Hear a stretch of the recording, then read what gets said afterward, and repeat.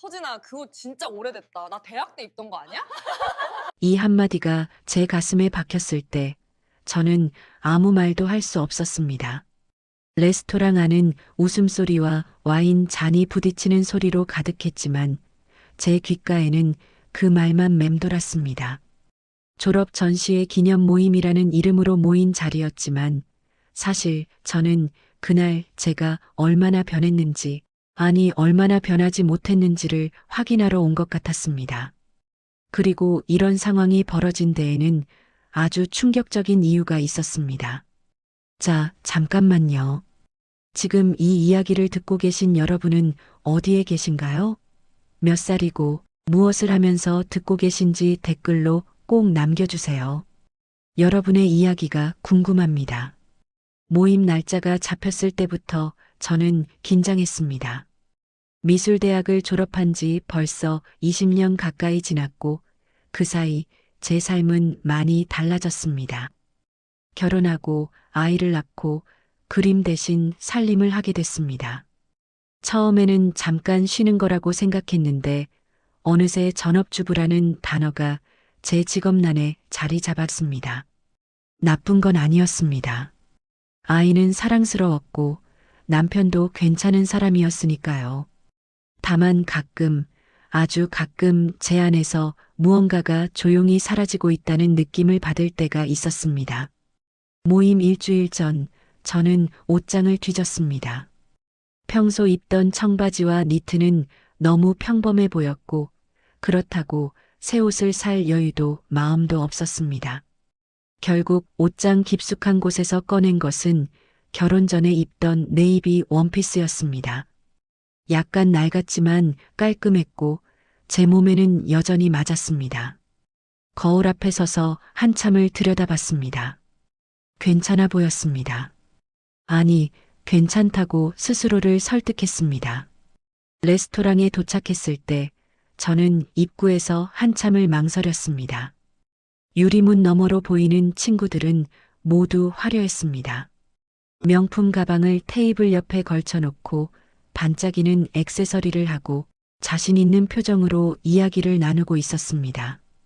저는 손에 든 작은 크로스백을 꼭 쥐었습니다. 이미 늦었습니다. 들어가야 했습니다. 서진아, 여기. 민지가 손을 흔들며 저를 불렀습니다. 저는 억지로 미소를 지으며 테이블로 다가갔습니다. 친구들은 반갑게 인사했지만 저는 그들의 시선이 제 옷을 훑는 걸 느낄 수 있었습니다. 특히 오하나의 시선이 오래 머물렀습니다. 하나는 대학 때부터 눈에 띄는 학생이었습니다. 집안이 좋았고 외모도 화려했으며 항상 무언가를 가지고 있었습니다. 졸업 후에는 사업가와 결혼해서 더 화려한 삶을 살고 있다는 소문을 들었습니다. 서진아, 오랜만이다. 어떻게 지냈어? 하나가 환하게 웃으며 물었습니다. 저는 자리에 앉으며 대답했습니다. 응, 잘 지냈어. 너도 변함없네. 나? 나는 변했지. 나이도 먹고. 하나는 웃으며 자신의 얼굴을 손으로 가리키는 신용을 했지만 사실 그녀는 전혀 늙어 보이지 않았습니다. 피부는 여전히 맑았고 화장도 완벽했습니다. 손톱에는 네일아트가 되어 있었고 손목에는 반짝이는 시계가 채워져 있었습니다. 메뉴판을 받았을 때 저는 가격을 보고 살짝 당황했습니다. 파스타 하나가 4만 원이 넘었고 와인은 한 병에 20만 원부터 시작했습니다. 저는 가장 저렴한 샐러드를 골랐습니다. 하나가 그걸 보고 물었습니다. 서진아, 다이어트해? 샐러드만 먹게? 아, 아니. 그냥 오늘 점심을 많이 먹어서. 그래. 나는 스테이크 먹어야겠다. 요즘 운동 열심히 해서 먹어도 안 쪄. 하나는 자연스럽게 자신의 이야기를 이어갔습니다.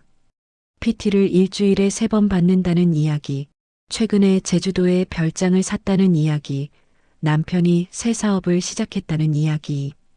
친구들은 감탄하며 맞장구를 쳤습니다. 저는 조용히 물을 마시며 듣고만 있었습니다. 서진이는 요즘 뭐해? 민지가 저에게 물었습니다. 순간 테이블의 시선이 제게 쏠렸습니다. 저는 잠깐 멈칫했습니다. 나 그냥 집에서 애 키우고 있어. 아, 전업주부구나. 애가 몇 살이야? 초등학교 3학년. 아, 그럼 이제 손 좀 떨어졌겠네. 시간 많이 나지? 하나가 물었습니다. 저는 고개를 끄덕였지만 사실 시간이 많다는 표현은 맞지 않았습니다. 아이 학원 보내고 집안일하고 시댁 챙기고 나면 하루가 금방 갔습니다. 하지만 그걸 설명하기엔 너무 복잡했고 설명한들 이해받을 것 같지 않았습니다. 그럼 다시 그림 그리면 되겠네. 우리 중에 제일 그림 잘 그렸잖아. 수진이가 말했습니다. 저는 쓴웃음을 지었습니다. 그림은 진짜 오래됐어. 이제 못 그릴 것 같아. 왜? 다시 시작하면 되지. 쉽지 않아. 감각도 다 잃었고. 그때 하나가 끼어들었습니다. 서진아, 근데 그 옷 어디 거야? 되게 심플하다. 순간 공기가 멈춘 것 같았습니다. 저는 제 원피스를 내려다봤습니다.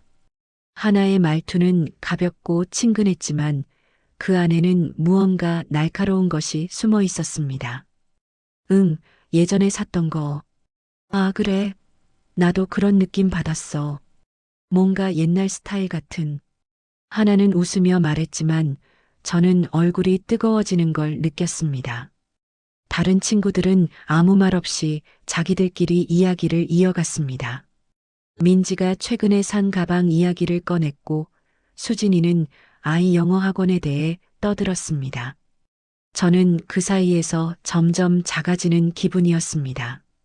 음식이 나왔을 때 저는 샐러드를 포크로 찍으며 천천히 먹었습니다.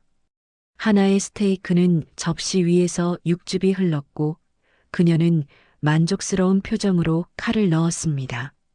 대화는 계속 이어졌지만 저는 점점 그 안에서 멀어지고 있었습니다. 마치 투명 인간이 된 것 같았습니다. 서진아, 남편은 뭐해? 하나가 다시 물었습니다. 저는 포크를 내려놓고 대답했습니다. 회사 다녀. 평범한 직장인이야. 어디? 대기업? 아니, 중소기업. 아, 그렇구나. 하나의 대답은 짧았지만 그 안에는 묘한 뉘앙스가 담겨 있었습니다. 저는 물을 한 모금 마시며 시선을 돌렸습니다. 창밖으로는 사람들이 바쁘게 지나다녔습니다. 그들도 각자의 삶을 살고 있겠지요. 저처럼 누군가와 비교당하고 초라함을 느끼며 그래도 버티고 있는 사람들. 우리 남편은 요즘 정말 바빠. 새 사업 때문에 거의 매일 밤늦게 들어와. 하나가 말했습니다. 친구들은 또다시 부러워하는 표정을 지었습니다. 저는 고개를 끄덕이며 들었지만 속으로는 아무 감흥이 없었습니다. 하나의 남편이 성공했든 안 했든 그게 제 삶과 무슨 상관이 있을까요? 하지만 이 자리에서는 그게 전부인 것처럼 느껴졌습니다. 디저트가 나왔을 때쯤 하나가 가방에서 뭔가를 꺼냈습니다. 작은 상자였습니다. 얘들아, 나 이번에 백화점에서 이거 샀는데 너무 예쁘지 않아? 상자를 열자 반짝이는 목걸이가 나왔습니다. 친구들은 환호했고 하나는 뿌듯한 표정으로 목걸이를 목에 걸어봤습니다. 저는 조용히 바라봤습니다. 예쁘긴 했습니다. 하지만 그게 다였습니다. 이거 얼마야? 민지가 물었습니다. 300 좀 넘게 줬어. 그래도 마음에 들어서. 대박. 나도 사고 싶은데 남편한테 졸라야겠다. 친구들은 웃었지만 저는 웃을 수 없었습니다. 300만 원. 저희 집 한 달 생활비보다 많은 금액이었습니다. 저는 그 돈으로 뭘 할 수 있을까 생각했습니다. 아이 학원비 몇 달치, 냉장고 교체, 혹은 그냥 저축. 하지만 목걸이는 아니었습니다. 모임이 끝날 무렵 계산서가 나왔습니다. 이렌으로 하자는 이야기가 나왔고 저는 속으로 한숨을 쉬었습니다. 제 샐러드 값만 내면 2만 원인데 이렌으로 하면 7만 원이 넘었습니다. 하지만 이 일을 제기할 수 없었습니다. 저는 조용히 카드를 꺼내 계산했습니다. 밖으로 나왔을 때 친구들은 이 차를 가자고 했습니다. 저는 핑계를 대고 먼저 일어났습니다. 나는 아이 데리러 가야 해서 먼저 갈게. 그래. 그럼 다음에 또 보자. 하나가 가볍게 손을 흔들었습니다. 저는 고개를 숙여 인사하고 지하철역으로 향했습니다. 걸으면서 눈물이 날 것 같았지만 참았습니다. 집에 가는 지하철 안에서 저는 핸드폰을 꺼내 화면을 바라봤습니다. SNS에는 이미 하나가 오늘 모임 사진을 올렸더군요. 저는 사진 구석에 작게 찍혀 있었습니다. 집에 도착했을 때 남편은 아직 퇴근 전이었고 아이는 학원에 있었습니다. 시어머니께서 아이를 봐주고 계셨습니다. 저는 거실로 들어가 소파에 주저앉았습니다. 원피스를 벗어 옷장에 넣으면서 다시는 이 옷을 꺼내지 않겠다고 생각했습니다. 그날 밤 잠이 오지 않았습니다. 오하나의 말들이 계속 맴돌았습니다. 그 옷 진짜 오래됐다. 시간 많이 나지? 중소기업이구나. 별것 아닌 말들이었지만 제 안에서는 계속 울렸습니다. 저는 제가 초라한 사람인가 생각했습니다.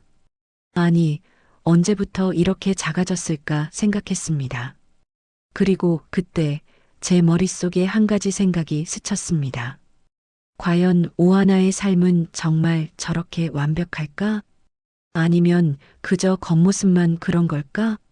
저는 핸드폰을 다시 켜서 하나의 SNS를 들어갔습니다. 화려한 사진들이 가득했습니다.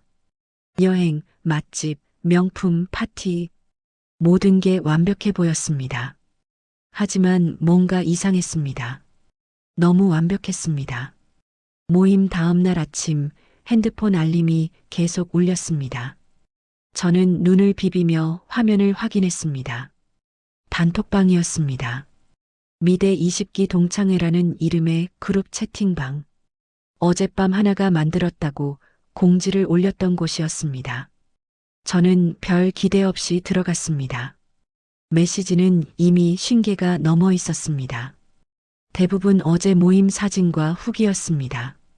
민지가 올린 사진 속에서 저는 또다시 구석에 작게 찍혀 있었습니다. 몇몇은 재밌었다. 다음에 또 보자는 댓글을 달았고 하나는 하트 이모티콘을 여러 개 날렸습니다. 저는 스크롤을 내리다가 멈췄습니다. 얘들아, 나 요즘 고민이 있어. 새로운 거 시작하고 싶은데 뭐가 좋을까? 하나가 올린 메시지였습니다. 곧바로 댓글이 달리기 시작했습니다. 갑자기 무슨 일이야? 너 안 그래도 바쁘잖아. 또 뭐 하려고 그래 키읔키읔. 하나는 다시 답장했습니다. 그냥 뭔가 의미 있는 거 해보고 싶어서. 봉사도 좋고 아니면 작은 사업이라도. 저는 화면을 보며 고개를 갸웃했습니다. 하나가 갑자기 무슨 의미 있는 일을 한다고 했을까? 어제만 해도 명품과 여행 이야기만 하던 사람이. 하지만 친구들은 진지하게 반응했습니다. 오, 좋다. 뭐 할 건데? 하나 언니가 하면 무조건 성공할 듯.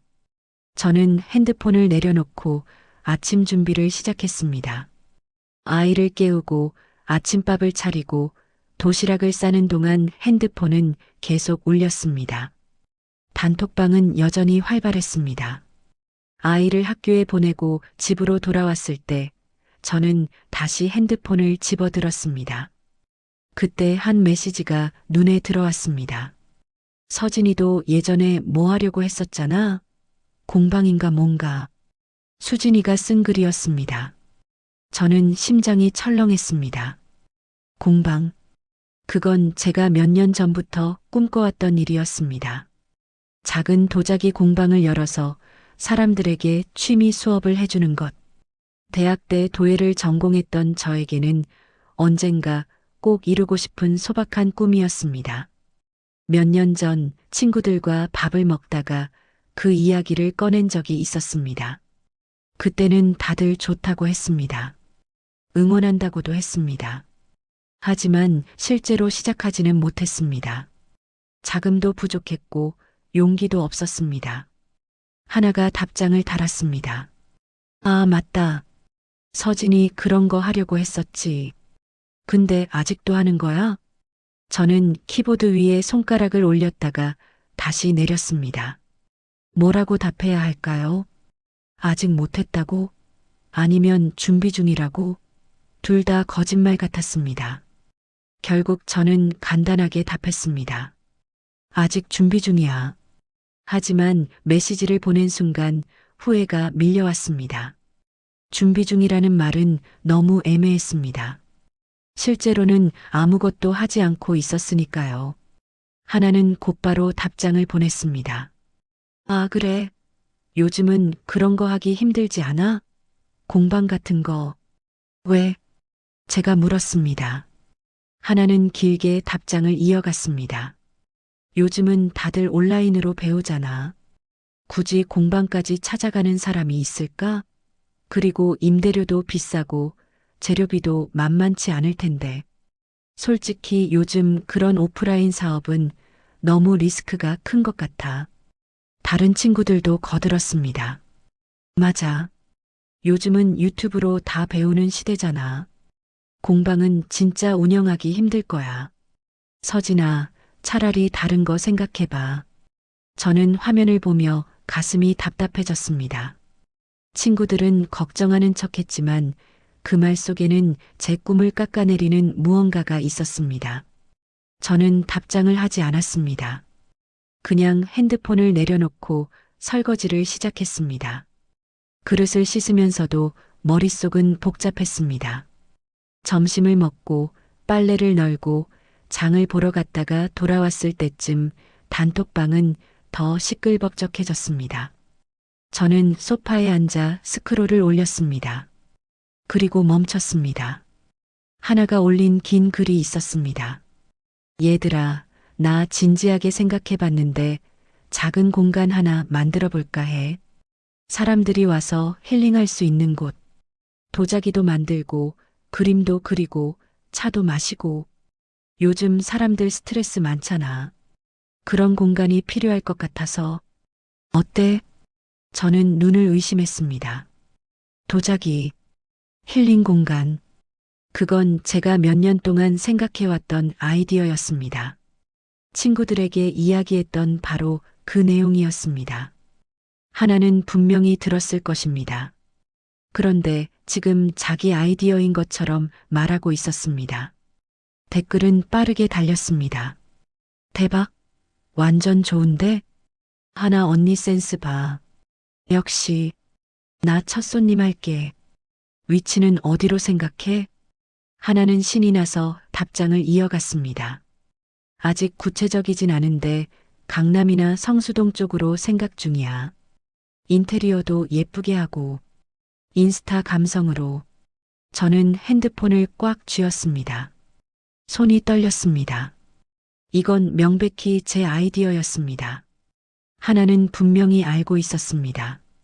그런데 지금 자기 것처럼 포장하고 있었습니다. 더 화가 난 건 친구들이 아무도 그걸 지적하지 않는다는 것이었습니다. 아니, 어쩌면 모두 잊었을 수도 있었습니다. 제 이야기는 그만큼 가벼웠던 걸까요? 저는 메시지를 쓰기 시작했습니다. 하나야, 그거 내가 예전에 하려던 거랑 비슷한데? 하지만 전송 버튼을 누르지 못했습니다. 무섭기도 했고 괜히 분위기를 이상하게 만들까봐 걱정도 됐습니다. 결국 저는 메시지를 지웠습니다. 그리고 다시 썼습니다. 좋은 아이디어다. 잘 되면 좋겠다. 그 한 줄을 보내는데 10분이 걸렸습니다. 전송하고 나서 저는 핸드폰을 던져버리고 싶었습니다. 왜 이렇게 비겁할까? 왜 제대로 말하지 못할까? 하지만 이미 늦었습니다. 하나는 제 메시지에 하트를 눌렀습니다. 고마워, 서진아. 너도 언젠가 공방하면 좋겠다. 그 말이 비수처럼 꽂혔습니다. 언젠가. 그 단어는 절대 안 할 거라는 거 알아라는 뜻처럼 들렸습니다. 저는 핸드폰을 내려놓고 눈을 감았습니다. 저녁 시간이 됐을 때 남편이 퇴근했습니다. 아이는 학원에서 돌아와 숙제를 하고 있었습니다. 저는 부엌에서 저녁을 준비하며 하루 종일 쌓인 감정을 사귀고 있었습니다.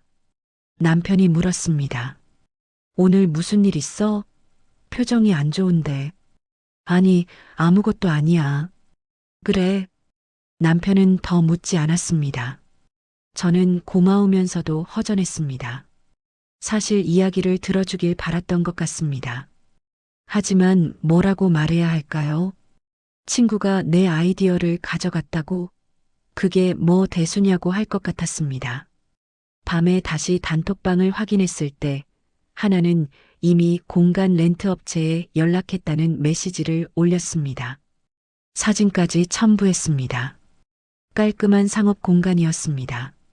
넓고 밝았습니다. 친구들은 또 감탄했습니다. 진짜 하나 언니 실행력 대박. 나도 저런 거 하고 싶다. 성공할 것 같아. 진심.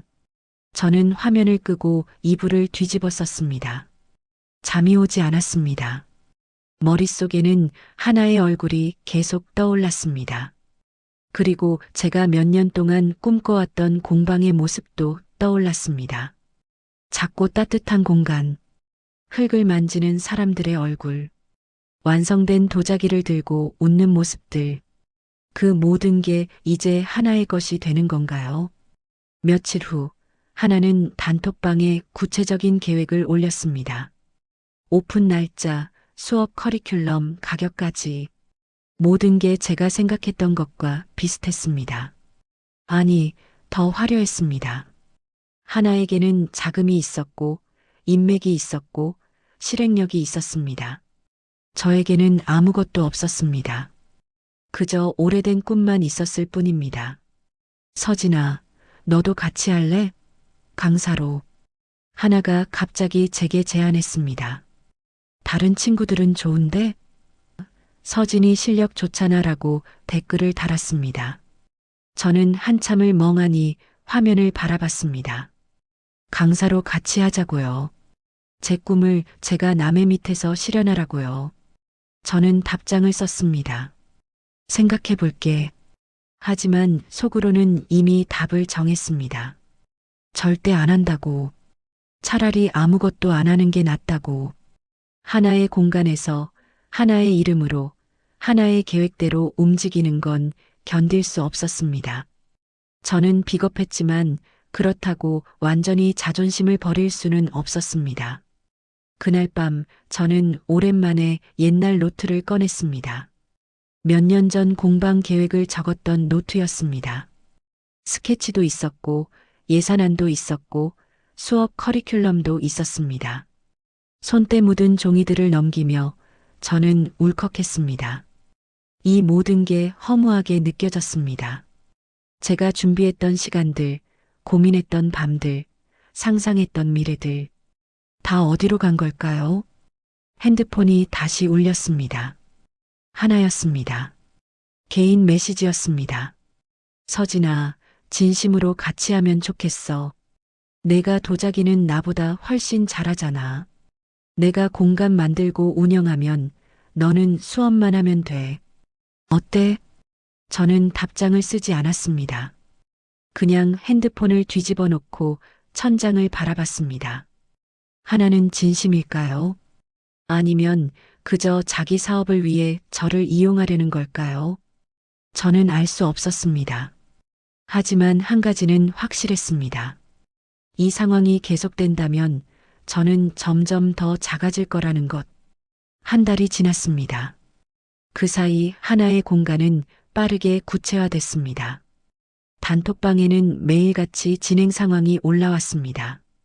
인테리어 사진, 가구 배치도, 심지어 로고 디자인까지. 친구들은 매번 감탄했고 저는 그저 익십으로 일관했습니다. 하나는 제게 더 이상 강사 제안을 하지 않았습니다. 아마 제가 거절할 거라는 걸 눈치챘을 겁니다. 저는 그 한 달 동안 조용히 지냈습니다. 아이를 돌보고 집안일을 하고 가끔 시어머니 댁에 들렀습니다. 시어머니 강미령 씨는 과거 지역 문화재단에서 일하셨던 분이었습니다. 은퇴하신 지 오래됐지만 여전히 예술과 문화에 관심이 많으셨고 제가 도예를 전공했다는 사실을 늘 자랑스러워 하셨습니다. 서진아, 요즘 그림은 그려?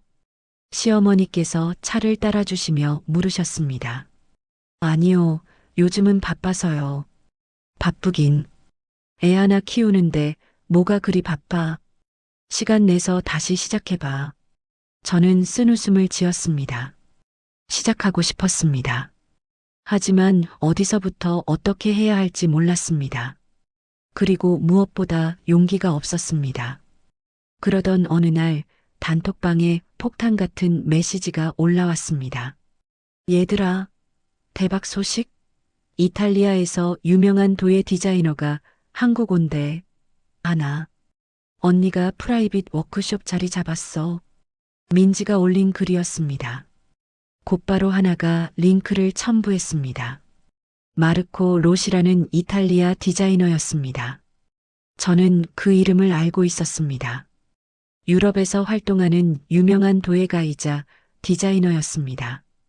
그의 작품은 모던하면서도 따뜻했고 전 세계 컬렉터들에게 사랑받았습니다.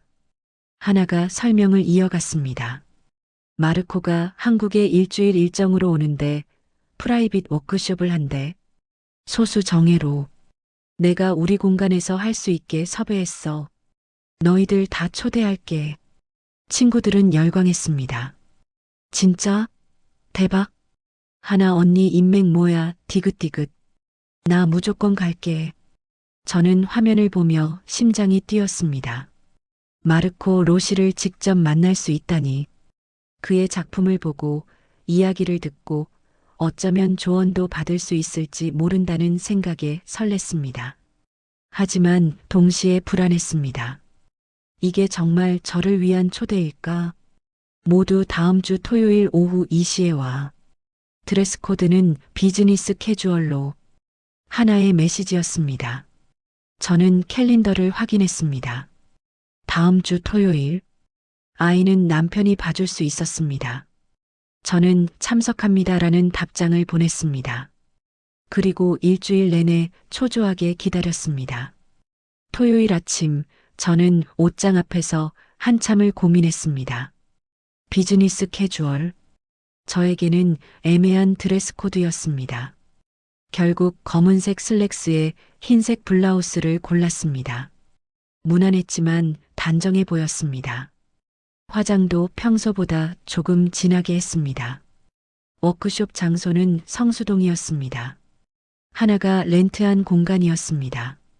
저는 지하철을 타고 가는 내내 긴장했습니다. 손에는 작은 노트와 펜을 쥐고 있었습니다. 혹시 필기할 게 있을까 싶어서였습니다. 건물 앞에 도착했을 때 저는 숨을 깊이 들이마셨습니다. 깔끔한 회색 건물이었고 1층에는 하나가 만든 공간이 있었습니다. 유리문 너머로 보이는 인테리어는 세련됐습니다. 밝은 조명, 나무 가구, 그리고 곳곳에 놓인 도자기 작품들. 저는 문을 열고 들어갔습니다. 어서 오세요. 직원으로 보이는 여자가 인사했습니다. 저는 고개를 숙여 답례하고 안을 둘러봤습니다. 이미 몇몇 친구들이 와 있었습니다. 민지, 수진, 그리고 몇 명 더. 모두 차려입은 모습이었습니다. 저는 그들에게 다가가 인사했습니다.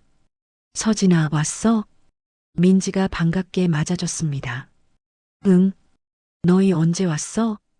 조금 전에. 근데 여기 진짜 예쁘다. 하나가 공들인 게 보여. 저는 고개를 끄덕이며 주위를 살펴봤습니다. 공간 한쪽에는 긴 테이블이 놓여 있었고 그 위에는 이름표가 세워져 있었습니다. 저는 자연스럽게 테이블로 다가갔습니다. 이름표들을 하나씩 확인했습니다. 민지, 수진, 은정, 지혜. 그리고 오하나. 하지만 제 이름은 없었습니다. 저는 다시 한번 천천히 살펴봤습니다. 혹시 빠뜨린 건 아닐까? 하지만 여전히 제 이름은 보이지 않았습니다. 심장이 조금씩 빨리 뛰기 시작했습니다. 그때 하나가 안쪽에서 나왔습니다. 그녀는 흰색 드레스를 입고 있었고 머리는 깔끔하게 묶어 올렸습니다. 완벽한 호스트의 모습이었습니다. 다들 왔네. 잠깐만 기다려. 마르코가 곧 올 거야. 하나는 환하게 웃으며 친구들에게 인사했습니다. 그러다 저를 발견했습니다. 순간 그녀의 표정이 미세하게 변했습니다. 놀란 듯 아니면 당황한 듯. 서진아. 내가 올 줄 몰랐는데? 저는 얼어붙었습니다. 올 줄 몰랐다고요. 분명히 단톡방에서 모두를 초대한다고 했는데. 저는 애써 침착하게 대답했습니다. 단톡방에서 다 오라고 했잖아. 아, 맞다. 그랬지. 근데 내가 요즘 바빠 보여서 안 올 줄 알았어. 하나는 가볍게 웃으며 말했지만 그 웃음은 어색했습니다. 저는 테이블을 가리켰습니다. 근데 내 자리가 없는 것 같은데. 아, 그래. 어디 보자. 하나는 테이블로 다가와 이름표들을 확인했습니다. 그리고 이마를 짚었습니다. 미안, 내가 깜빡했나 봐. 인원 체크할 때 내가 답장을 안 해서. 저는 분명히 답장을 했습니다. 참석합니다라고. 하지만 하나는 그걸 못 봤거나 아니면 일부러 무시한 것 같았습니다. 저는 아무 말도 하지 못했습니다. 뭐라고 해야 할까요? 증거를 보여주며 따지자니 너무 유치해 보였고 그냥 넘어가자니 분했습니다. 괜찮아.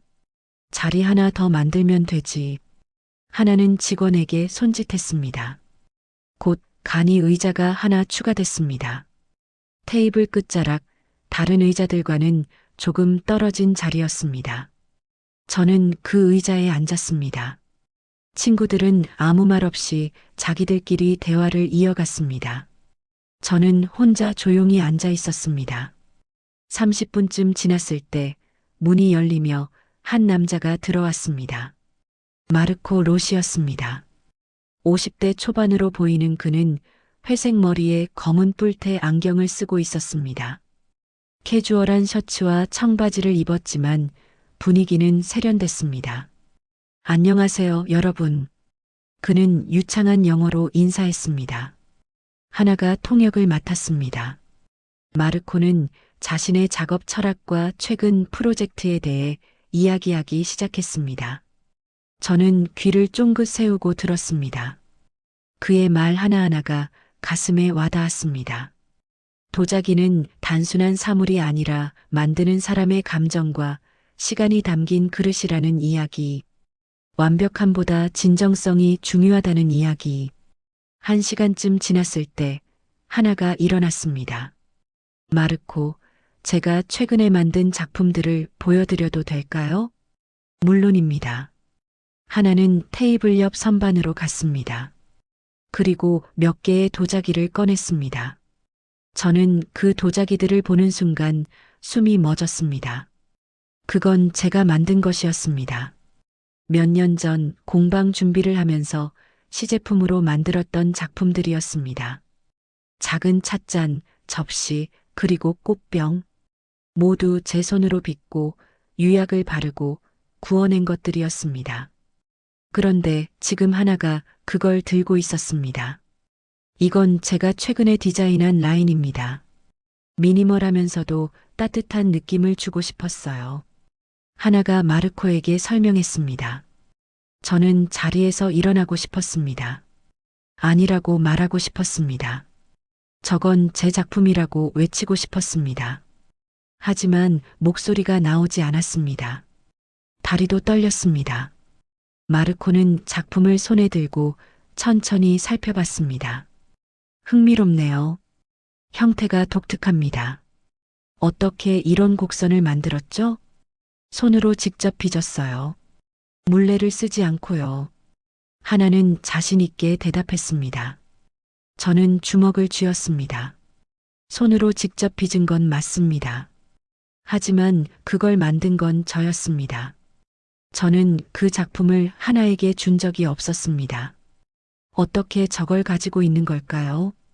그때 기억이 떠올랐습니다. 몇 년 전 친구들과 모였을 때 제 작품 사진을 보여준 적이 있었습니다. 하나도 그 자리에 있었습니다. 그리고 나중에 하나가 사진 좀 보내줄래? 너무 예뻐서라고 했던 기억이 났습니다. 저는 별 생각 없이 사진을 보냈습니다. 설마 그걸 자기 작품이라고 할 줄은 몰랐습니다. 아니, 어쩌면 하나는 제 디자인을 보고 비슷하게 만들었을 수도 있었습니다. 하지만 그게 중요한 게 아니었습니다. 중요한 건 지금 하나가 그걸 자기 작품이라고 소개하고 있다는 사실이었습니다.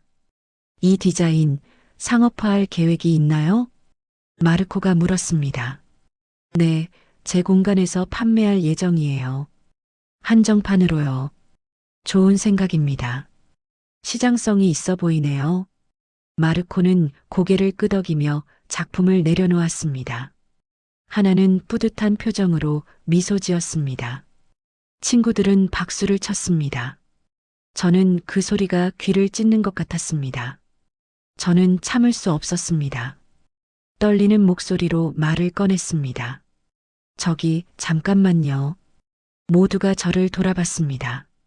하나의 얼굴이 굳었습니다. 저는 일어나서 테이블로 다가갔습니다. 그 작품들이요. 제가 몇 년 전에 만든 거예요. 순간 공기가 얼어붙었습니다. 친구들은 서로를 쳐다봤고 마르코는 눈썹을 치켜 올렸습니다. 하나는 당황한 표정을 감추려 애쓰며 웃었습니다. 서진아, 무슨 소리야? 이건 내가 만든 거야. 아니에요. 제가 만든 거예요. 몇 년 전에 사진 보내달라고 해서 보내줬잖아요. 사진을 참고한 건 맞지. 근데 이건 내가 새로 만든 거야. 내 디자인을 영감으로 받았을 뿐이고. 영감. 그 단어가 비웃음처럼 들렸습니다. 저는 목소리를 높였습니다. 영감이 아니라 그대로 베낀 거잖아요. 심지어 지금 자기 작품이라고 소개했잖아요. 서진아, 진정해. 여기서 이러지 말고. 하나는 제 팔을 잡으려 했지만 저는 뿌리쳤습니다. 마르코가 조용히 말했습니다. 잠깐 무슨 일인지 설명해 주시겠어요? 저는 마르코를 돌아봤습니다. 그리고 최대한 침착하게 설명했습니다. 제가 몇 년 전 공방을 준비하며 만든 작품들이라는 것, 하나에게 사진을 보냈던 것, 그리고 지금 하나가 그걸 자기 작품이라고 소개한 것. 마르코는 잠시 침묵했습니다. 그리고 하나를 바라봤습니다. 하나의 얼굴은 창백해졌습니다. 친구들도 아무 말이 없었습니다. 민지가 어색하게 웃으며 말했습니다. 서진아, 오해인 것 같은데. 하나가 그럴 리 없잖아. 오해가 아니에요. 저 작품들, 제 작업실에 아직 원본 스케치가 있어요. 하나가 끼어들었습니다. 서진아, 나 진짜 영감만 받은 거야.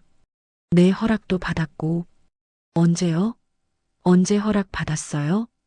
그때 사진 보내달라고 했을 때 보내줬잖아. 그게 허락 아니야? 사진 보내준 게 작품 베껴도 된다는 허락이었어요? 목소리가 떨렸습니다. 억울함과 분노가 뒤섞여 나왔습니다. 마르코가 손을 들어 제지했습니다. 이 문제는 두 분이 개인적으로 해결하시는 게 좋을 것 같네요. 워크숍을 계속할까요? 하나는 고개를 끄덕였지만 분위기는 이미 망가졌습니다. 나머지 시간 동안 저는 아무것도 들리지 않았습니다. 마르코의 말도 친구들의 웃음소리도 귓가를 스쳐 지나갔을 뿐입니다. 워크숍이 끝나고 저는 아무에게도 인사하지 않고 나왔습니다. 지하철역까지 걷는 동안 눈물이 났습니다. 사람들 사이에서 고개를 숙이고 걸었습니다. 왜 이렇게 된 걸까요? 제가 잘못한 건가요? 아니면 제가 너무 예민한 걸까요? 머릿속이 복잡했습니다. 집에 도착했을 때는 저녁 시간이었습니다. 남편과 아이는 치킨을 시켜놓고 기다리고 있었습니다. 어떻게 됐어? 워크숍 괜찮았어? 남편이 물었습니다. 저는 고개를 끄덕이며 대충 얼버무렸습니다. 응, 괜찮았어. 더 이상 말하고 싶지 않았습니다. 저는 방으로 들어가 문을 닫았습니다. 침대에 누워 천장을 바라봤습니다. 핸드폰을 켰더니 단톡방에 메시지가 여러 개 와 있었습니다. 하지만 확인하지 않았습니다. 알람도 껐습니다. 다음 날 아침 시어머니께서 전화를 하셨습니다. 서진아, 오늘 시간 있니? 집에 좀 들러. 네, 어머님. 저는 점심때쯤 시어머니 댁을 찾아갔습니다. 시어머니는 차를 준비해 놓고 기다리고 계셨습니다. 저는 마주 앉아 차를 마셨습니다. 어제 무슨 일 있었지? 시어머니께서 조용히 물으셨습니다. 저는 잠깐 망설이다가 모든 걸 털어놓았습니다. 친구들과의 모임, 오하나가 제 아이디어를 가져간 일, 그리고 어제 워크숍에서 있었던 일까지 말하는 동안 또 눈물이 났습니다. 시어머니는 말없이 들으셨습니다. 제가 다 말하고 나서야 천천히 입을 여셨습니다. 그 친구가 내 작품을 자기 거라고 한 거구나. 네. 근데 제가 증명할 방법이 없어요. 사진만 보냈으니까요. 스케치는 있니? 네, 있어요. 집에 가져와 봐.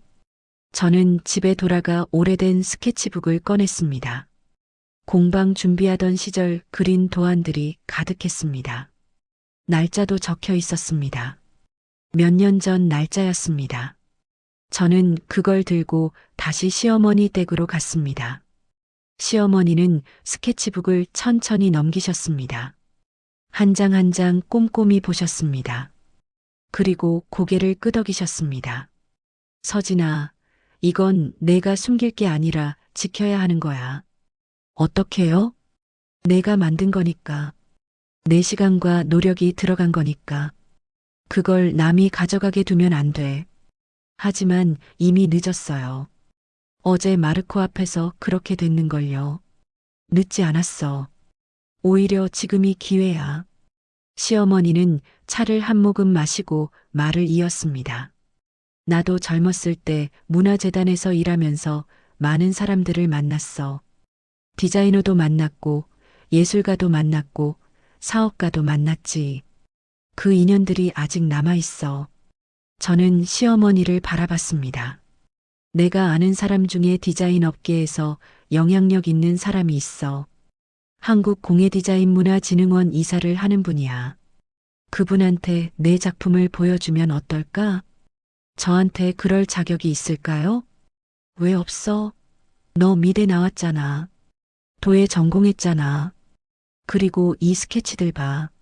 누가 봐도 실력 있어. 저는 스케치북을 내려다봤습니다. 오래된 종이에 연필로 그린 도안들. 제가 밤새워 고민하며 그렸던 것들. 그게 정말 가치가 있을까요? 서진아, 내가 내 작품을 먼저 포기하면 안 돼. 그 친구가 가져간 건 화가 나지만 더 중요한 건 이제 내가 뭘 할 거냐는 거야. 시어머니의 말이 가슴에 와닿았습니다. 저는 고개를 끄덕였습니다. 한번 해볼게요. 그래. 내가 연락해 볼게. 다음 주쯤 시간 낼 수 있지? 네, 가능해요. 그날 저는 조금 더 가벼운 마음으로 집에 돌아왔습니다. 여전히 불안했지만 뭔가 해볼 수 있다는 희망이 생겼습니다. 며칠 후 시어머니께서 전화를 주셨습니다. 서진아, 약속 잡았어. 다음 주 수요일 오후 3시. 이사님이 시간 내주셨어. 정말요? 고맙습니다, 어머님. 준비 잘하고. 스케치북이랑 내가 만든 작품 사진 다 챙겨가. 네, 그렇게 할게요. 저는 일주일 동안 준비했습니다. 스케치북을 정리하고 작품 사진들을 모으고 제 작업 철학을 글로 정리했습니다.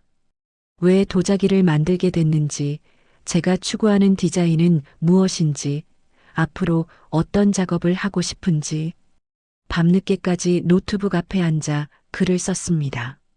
남편은 제가 뭘 하는지 궁금해했지만 깊이 묻지 않았습니다. 아이는 엄마가 바쁜 걸 이해하는지 조용히 숙제를 했습니다. 저는 감사했습니다. 수요일이 됐습니다. 저는 단정한 원피스를 입고 머리를 묶고 화장을 했습니다. 거울 앞에서 한참을 서 있었습니다. 떨렸습니다. 하지만 도망치고 싶지 않았습니다. 시어머니께서 함께 가주셨습니다. 한국공예디자인문화진흥원 사무실은 강남에 있었습니다. 깔끔한 건물이었고 로비에는 여러 공예 작품들이 전시돼 있었습니다. 저는 그 작품들을 보며 긴장을 풀려고 애썼습니다. 엘리베이터를 타고 5층으로 올라갔습니다. 사무실 문을 열자 직원이 반갑게 맞아줬습니다. 강미령님 맞으시죠? 이사님이 기다리고 계십니다. 우리는 회의실로 안내됐습니다. 큰 테이블이 놓인 깔끔한 공간이었습니다. 잠시 후 문이 열리며 한 여성이 들어왔습니다. 60대 초반으로 보이는 그녀는 짧은 머리에 검은색 정장을 입고 있었습니다. 카리스마가 느껴졌습니다. 미령 씨, 오랜만이에요. 이사님, 그동안 잘 지내셨죠? 두 분은 반갑게 인사를 나눴습니다. 그리고 이사님이 저를 보셨습니다. 이분이 며느님이시군요. 네, 윤서진이라고 합니다. 저는 고개를 숙여 인사했습니다. 이사님은 자리에 앉으며 말했습니다. 미령 씨한테 이야기 들었어요. 도예 작업을 하신다고. 네, 대학에서 도예를 전공했습니다. 작품 좀 볼까요? 저는 가방에서 스케치북과 사진들을 꺼냈습니다. 손이 떨렸지만 최대한 차분하게 테이블 위에 펼쳤습니다. 이사님은 천천히 살펴보셨습니다. 스케치 하나하나를 들여다보고 사진들도 확대해서 보셨습니다. 이 디자인들 언제 만드신 거예요? 몇 년 전에 공방을 준비하면서 만들었습니다. 시제품들이에요. 실물은 어디 있나요? 집에 있습니다. 가져올 수 있어요? 네, 가능합니다. 이사님은 고개를 끄덕이셨습니다. 그리고 스케치북을 다시 넘기며 물으셨습니다. 서진 씨, 이 작품들로 뭘 하고 싶으세요? 저는 잠시 생각했습니다. 그리고 솔직하게 대답했습니다. 공방을 열고 싶었어요. 사람들에게 도자기 만드는 법을 가르쳐주고 제 작품도 판매하고 싶었습니다. 하지만 용기가 없었고 자금도 부족했어요. 지금도 그 꿈을 가지고 계세요? 네. 아직도 하고 싶어요. 이사님은 미소 지으셨습니다. 좋아요. 그럼 제안이 하나 있어요. 다음 달에 우리 진흥원에서 신진공예가 발굴 프로그램을 진행해요. 심사를 거쳐서 선정되면 전시 기회와 창업 지원금을 드립니다. 지원해 보실래요? 저는 눈을 크게 떴습니다. 정말요? 네. 물론 심사는 공정하게 진행됩니다. 제가 미령 씨 부탁으로 만났지만 심사는 별개예요. 실력으로 평가받으셔야 해요. 감사합니다. 꼭 지원하겠습니다. 좋아요. 신청서 작성하시고 작품 사진이랑 포트폴리오 제출하시면 됩니다. 마감은 2주 후에요. 저는 고개를 숙여 인사했습니다. 가슴이 두근거렸습니다. 기회였습니다. 진짜 기회였습니다. 회의실을 나오며 시어머니께서 제 손을 잡아주셨습니다. 잘했어, 서진아. 어머님, 정말 감사해요. 내가 한 건 없어. 다 내 실력이야. 집으로 돌아오는 길, 저는 핸드폰을 켰습니다. 단톡방에는 여전히 메시지들이 쌓여 있었습니다. 하나의 메시지도 있었습니다. 변명 같은 말들이었습니다. 하지만 저는 읽지 않았습니다. 이제 중요한 건 그게 아니었습니다. 집에 도착해서 저는 작업 공간을 정리했습니다. 오래된 물레를 꺼내고 흙을 준비했습니다. 2주 안에 포트폴리오를 완성해야 했습니다. 새로운 작품도 만들어야 했습니다. 시간이 촉박했지만 두렵지 않았습니다. 밤늦게까지 작업했습니다. 아이가 자고 남편이 자고 난 후에도 저는 물레 앞에 앉아 있었습니다. 손끝으로 흙을 빚으며 잊고 있던 감각이 돌아왔습니다. 이게 맞았습니다. 이게 제가 해야 할 일이었습니다. 그리고 그때 저는 깨달았습니다. 오하나가 제 아이디어를 가져간 건 화가 났지만 어쩌면 그게 저를 깨운 사건이었다는 걸. 만약 그 일이 없었다면 저는 계속 꿈만 꾸고 아무것도 하지 않았을지 모릅니다. 이제는 달랐습니다. 이제는 움직일 때였습니다. 일주일이 지났습니다. 저는 매일 작업실에서 시간을 보냈습니다. 새로운 작품을 만들고 포트폴리오를 정리하고 신청서를 작성했습니다. 손이 거칠어지고 잠도 부족했지만 행복했습니다. 오랜만에 느끼는 충만함이었습니다.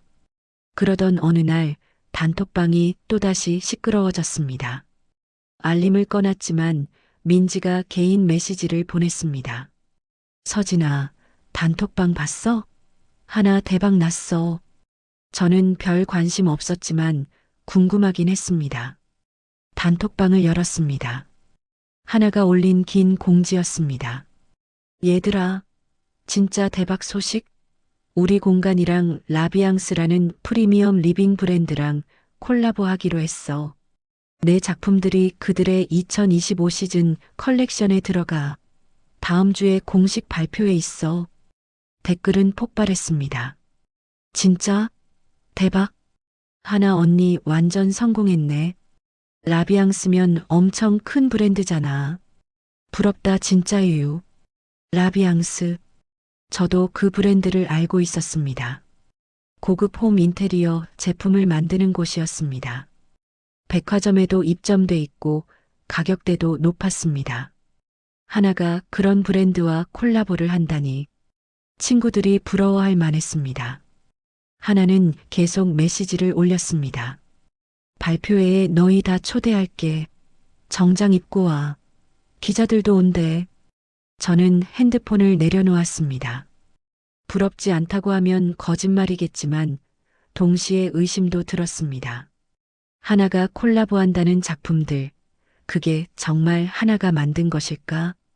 아니면 또 누군가의 것을 가져온 걸까? 하지만 저는 그 생각을 멈췄습니다. 이제 하나가 뭘 하든 상관없었습니다. 저는 제 길을 가고 있었으니까요. 며칠 후 포트폴리오가 완성됐습니다. 사진 20장, 작품 설명, 디자인 철학, 그리고 향후 계획까지 A사 용지로 30페이지가 넘었습니다. 저는 그걸 파일에 넣고 진흥원에 제출했습니다. 온라인 제출도 했지만 실물도 직접 가져다 줬습니다. 접수 완료됐습니다. 심사 결과는 일주일 후에 개별 연락 드릴게요. 직원의 말에 저는 고개를 숙여 인사했습니다. 이제 기다리는 일만 남았습니다. 집으로 돌아오는 길 시어머니께 전화를 드렸습니다. 어머님 제출했어요. 잘했어. 이제 결과만 기다리면 되겠네. 떨려요. 안 되면 어떡하죠? 안 되면 또 다른 기회를 찾으면 되지. 중요한 건 내가 도전했다는 거야. 시어머니의 말이 위로가 됐습니다. 저는 집에 도착해서 평소처럼 저녁 준비를 했습니다. 하지만 머릿속은 계속 심사 생각뿐이었습니다.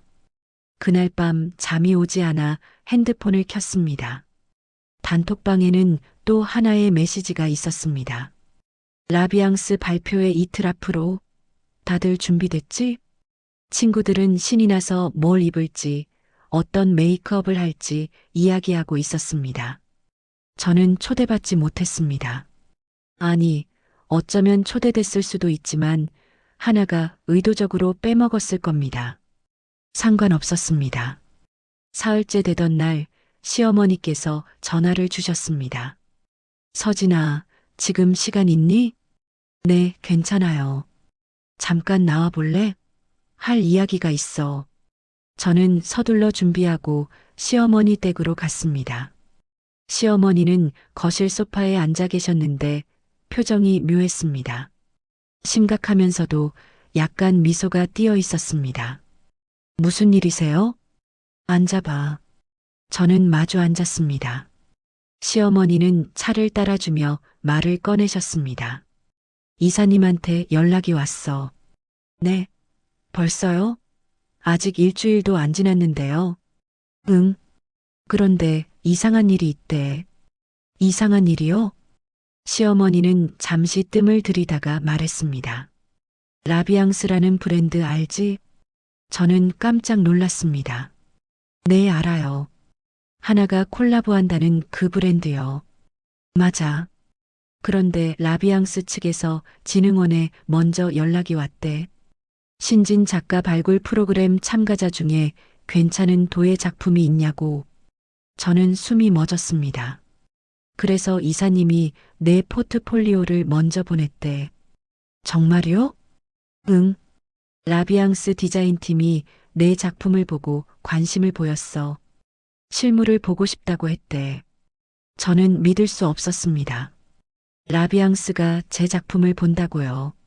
그것도 하나보다 먼저요. 그런데 말이야. 시어머니가 말을 이었습니다. 라비앙스 측에서 이미 다른 작가와도 콜라보를 진행 중이래. 그게 내 친구 오하나인 것 같은데. 네, 맞아요. 하나가 단톡방에 자랑했어요. 문제는 라비앙스 디자인팀 일부가 하나의 작품을 보고 의구심을 가졌대. 디자인이 어디선가 본 것 같다고. 그래서 다른 작가를 알아보던 중에 진흥원에 연락한 거야. 저는 가슴이 두근거렸습니다. 이게 무슨 의미일까요? 서진아, 내 작품을 라비앙스 본사에 보내야 해. 이번 주 안으로. 지금요? 응. 빠를수록 좋대. 그들이 최종 결정을 내리기 전에 내 작품을 검토하고 싶어 해. 저는 손이 떨렸습니다. 두려웠습니다.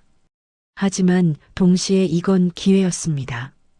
제 작품을 제대로 보여줄 수 있는 기회였습니다. 해볼게요. 그래. 실물 작품이랑 포트폴리오 준비해. 내가 배송 도와줄게. 감사합니다, 어머님. 그날 저는 집으로 돌아와 작품들을 꺼냈습니다. 찻잔, 접시, 꽃병. 제가 몇 년 전 만든 것들과 최근에 새로 만든 것들. 하나하나 포장했습니다. 깨지지 않도록 조심스럽게. 남편이 퇴근해서 돌아왔을 때 저는 여전히 작업 중이었습니다. 무슨 일이야? 뭘 그렇게 열심히 해? 저는 처음으로 남편에게 모든 걸 이야기했습니다. 하나와의 일, 시어머니의 도움, 그리고 지금 라비앙스의 작품을 보낼 기회가 생긴 것까지. 남편은 놀란 표정으로 들었습니다. 그런 일이 있었어? 왜 진작 말 안 했어? 말해봤자 해결될 것 같지 않았어. 그래도 미안해. 내가 관심을 더 가졌어야 했는데. 남편은 제 손을 잡아줬습니다. 이번엔 꼭 잘 됐으면 좋겠다. 나도. 다음 날 저는 작품들을 라비앙스 본사로 보냈습니다. 시어머니께서 특송으로 보내주셨습니다.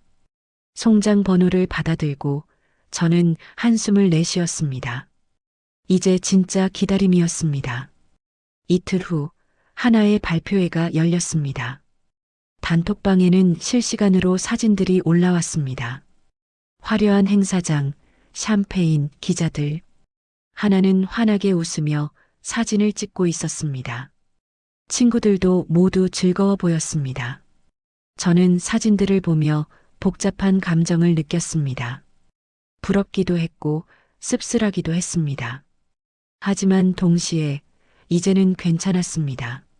저는 제 방식대로 나아가고 있었으니까요. 발표의 다음 날 예상치 못한 전화가 왔습니다. 라비앙스 디자인팀이었습니다.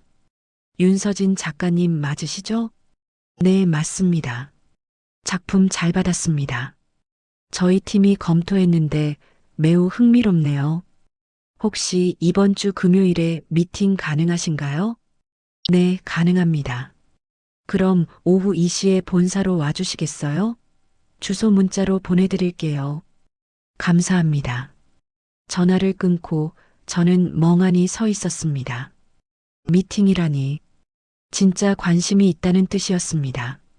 저는 시어머니께 바로 전화를 드렸습니다. 어머님, 라비앙스에서 미팅 요청이 왔어요. 그래, 잘 됐네. 준비 잘하고. 떨려요. 당연히 떨리지.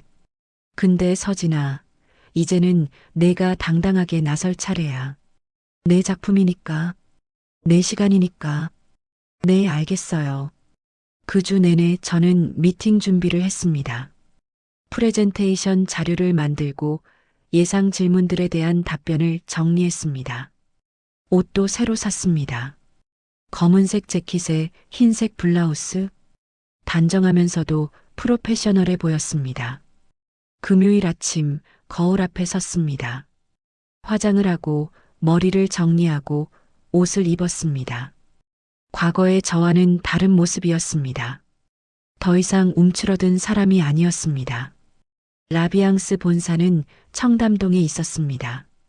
현대적인 건물이었고 1층 로비에는 그들의 제품들이 전시돼 있었습니다.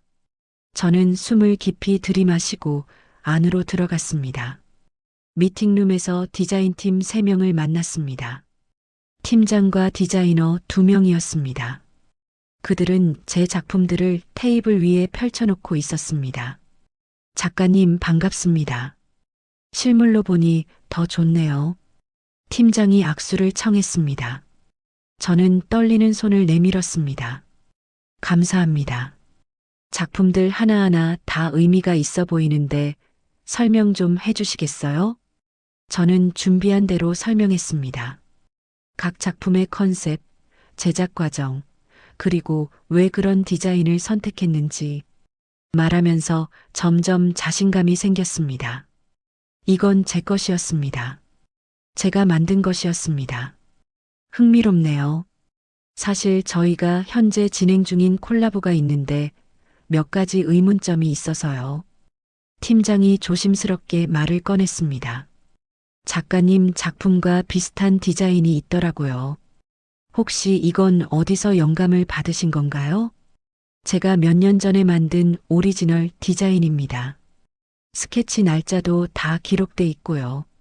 저는 포트폴리오를 펼쳐 보여줬습니다. 날짜가 선명하게 적힌 스케치들. 팀장은 고개를 끄덕였습니다. 알겠습니다. 사실 저희도 그 부분 때문에 고민이 많았어요. 원작자가 누구인지 확인이 필요했거든요. 저는 가슴이 두근거렸습니다. 추가로 논의가 필요하지만 작가님과 협업 가능성을 열어두고 싶습니다. 일단 내부 검토 후에 다시 연락드릴게요. 감사합니다. 미팅을 마치고 나왔을 때 저는 다리에 힘이 풀렸습니다. 하지만 뿌듯했습니다. 제대로 해냈다는 느낌이었습니다. 집으로 가는 길에 시어머니께 전화를 드렸습니다. 어머님, 미팅 잘 마쳤어요. 그래, 어땠어?